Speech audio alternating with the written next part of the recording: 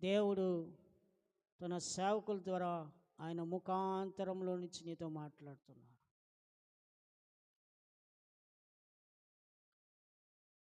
నీకు మరుగై, నీకు కనబడకుండా, నీకు తెలియకుండా ఎక్కడెక్కడో నిధులున్నాయి, ఎక్కడెక్కడో డబ్బు ధనం ఉంది.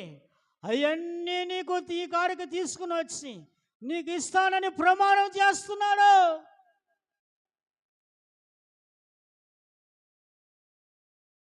అవి తీసుకుని వచ్చి నీకు కావాల్సి, నీకు ఇవ్వాల్సింది ఇస్తానంటున్నాడు. ఆ రహస్యమైన నిధులు, ఆ రహస్యమైన డబ్బు నీకు ఇవ్వాలంటే, ఆ రహస్యమైన పరిశుద్ధాత్మ అభిషేకం, ఆ పరిశుద్ధాత్మ శక్తి నీకు ఇవ్వాలంటే ఒక మంచి నిర్ణయం తీసుకో. రహస్యంగా ఎవరికి తెలియకుండా, నువ్వు చేసే ధర్మము ఎవరికి తెలియాల్సిన అవసరం లేదు.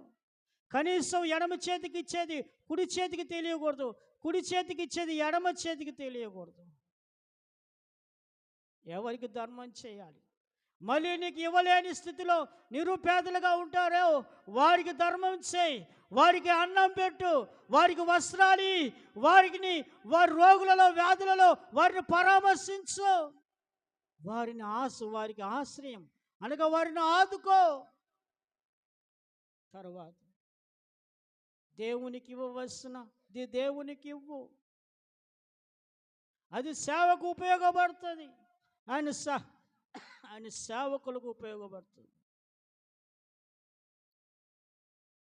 రెండవదిగా, ఎక్కడెక్కడో ఉన్నటువంటి నిధులు, ఆస్తిపాస్తులు, ఎక్కడెక్కడో ఉన్న డబ్బు నీకు దేవుడు నీకు తెప్పించి ఇవ్వాలంటే, వాటిలో నీకు ఇవ్వాలంటే నీవు రహస్యముగా ప్రార్థించి, రహస్యమైన ప్రార్థించి విలపించు దేవుని కాడ. ఎందరో భక్తులు రాత్రులో ప్రార్థనలు మానుకొని, ఆహారాలు మానుకొని దేవుని సన్నిధిలో పానార్పణంగా పోయబడి ప్రార్థన చేశారు. రహస్యంగా ప్రార్థించి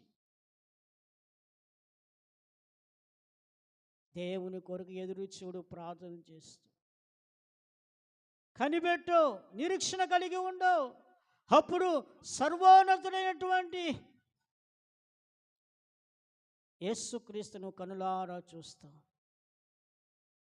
దానికన్నా ముందుగా పరిశుద్ధాత్మ దేవుణ్ణి, అగ్నిమయమైన దేవుని నువ్వు కనులారా చూస్తావు. ఆయన శక్తిని నువ్వు పొందుకుంటావు. క్రీస్తు రూపంలోకి నువ్వు వస్తావు, క్రీస్తు వలె మారుతావు. ఈ భూప్రపంచంలో క్రీస్తుకు కలిగిన శ్రేష్ఠుడు ఎవరు లేడు. ఆ రూపంలో రావడము నిశ్చయంగా అది ఒక ధన్యకరమైన జీవితం.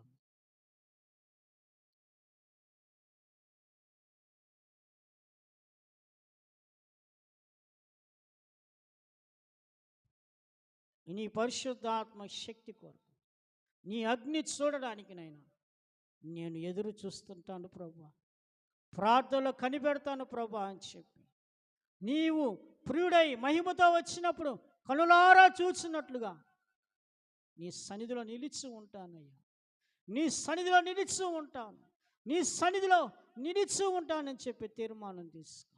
లోకంలో ఉండను ప్రభా, నీ సన్నిధిలోనే ఉంటాను ప్రభా అని తీర్మానం తీసుకో.